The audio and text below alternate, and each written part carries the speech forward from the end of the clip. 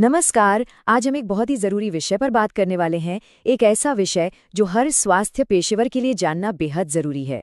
हम बात करेंगे टीकाकरण के बाद होने वाली एक गंभीर एलर्जिक प्रतिक्रिया, जिसे एनाफिलैक्सिस कहते हैं, उसके प्रबंधन के बारे में। देखिए, ये होता बहुत कम है, लेकिन जब होता है तो हर एक सेकंड कीमती होता है। तो चलिए सीधे मुद्दे पर आते हैं। सोचिए, एक रूटीन वैक्सीनेशन हुआ और उसके बाद किसी को गंभीर रिएक्शन हो गया। ऐसी स्थिति में सबसे पहला, सबसे जरूरी कदम क्या होना चाहिए? इस सवाल का सही जवाब जानना सच में किसी की जान बचा सकता है। ठीक है, तो सबसे पहले ये समझते हैं कि आखिर हम किस तरह की घटनाओं या रिएक्शंस की बात कर रहे हैं। ये जानना बहुत जरूरी है कि कब हमें चिंता करनी है और कब स्थिति सामान्य है।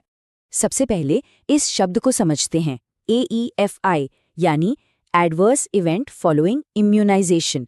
आसान भाषा में टीकाकरण के बाद होने वाली कोई भी अनचाही मेडिकल घटना। लेकिन एक बात गांठ बांध लीजिए, ज्यादातर AEFI बहुत मामूली होते हैं, जैसे हल्का बुखार या जहां सुई लगी वहां थोड़ा दर्द। ये तो अपेक्षित।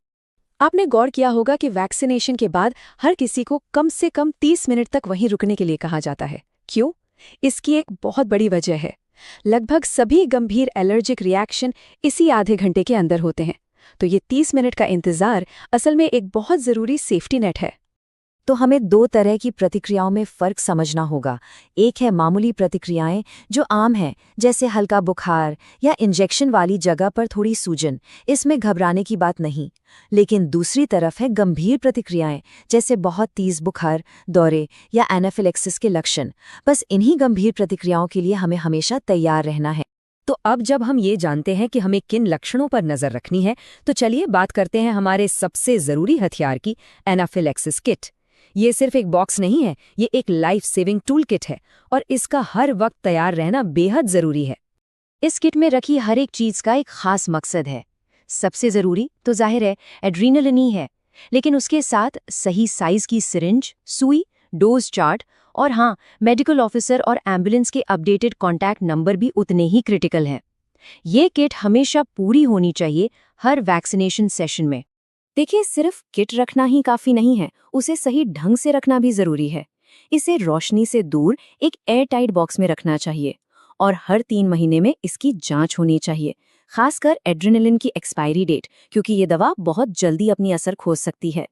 चलिए अब आते हैं इस पूरी चर्चा के सबसे अहम हिस्से पर, एड्रेनलिन। इसकी सही डोज, सही खुराक देना ही किसी की जान बचाने की कुंजी है। एक बात साफ समझ लीजिए, एनाफिलैक्सिस के लिए एड्रेनलिन ही एकमात्र सबसे असरदार दवा है।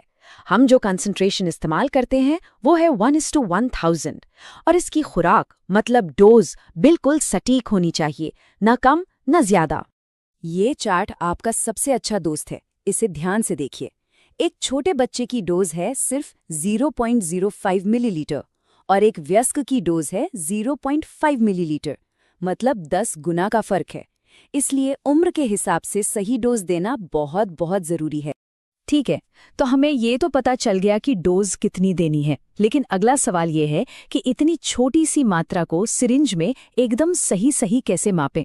यहीं पर पूरी सटीकता की जरूरत पड़ती है।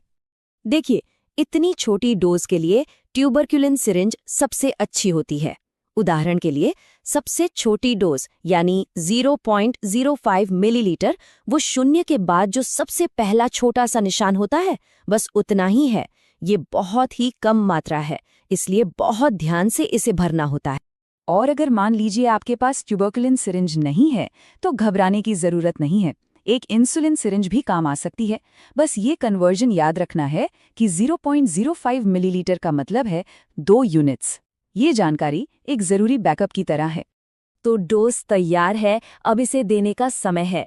आइए एक एक करके उन कदमों को देखते हैं जो एक हेल्थ वर्कर को ऐसी स्थिति में उठाने चाहिए। बस ये 4 कदम याद रखने हैं। सबसे पहले स्थिति को जांचें, फिर सही डोज दे, उसके बाद ट्रांसपोर्ट का इंतजाम करें और आखिर में मेडिकल ऑफिसर को सूचित करें। आपातकाल में ये सरल प्रक्रिया ही हमारा मार्गदर्शन करती है और जान बचा सकती है। इंजेक्शन कैसे देना है ये भी उतना ही जरूरी है। इसे हमेशा इंट्रामस्कुलर यानी IM ही दिया जाना चाहिए, मतलब सीधे मांसपेशी में 90 डिग्री के एंगल पर। ऐसा इसलिए क्योंकि मांसपेशी से दवा खून में बहुत तेजी से पहुंचती है और एनाफिलैक्सिस में रफ्तार ही सब कुछ है। तो एड्रेनलिन का इंजेक्शन दे दिया गया है, क्या अब काम खत्म हो गया? जी नहीं, बिल्कुल नहीं। इंजेक्शन देने के बाद के जो कदम हैं वो भी उतने ही महत्वपूर्ण हैं। इंजेक्शन के बाद 2 काम करने बहुत बहुत जरूरी हैं। पहला, उस व्यक्ति को तुरंत नजदीकी अस्पताल भेजना, भले ही वो बेहतर महसूस कर रहा हो, क्योंकि रिएक्शन वापस आ सकता है। और दूसरा, इस घटना की रिपोर्टिंग करना, ये आगे की सुरक्षा के लिए बहुत जरूरी है। अंत में सारी बात आकर एक शब्द पर टिकती है, तैयारी। अगर हम तैयार हैं तो हम घबराएंगे नहीं, बल्कि एक तय प्रक्रिया का पालन करेंगे। एक स्वास्थ्य पेशेवर के तौर पर हमारी तैयारी ही एक दुर्लभ घटना को एक काबू की जा सकने वाली स्थिति में बदल देती है। तो हमेशा तैयार रहिए, हमेशा सक्षम रहिए। किसी की जिंदगी इस पर निर्भर करती है।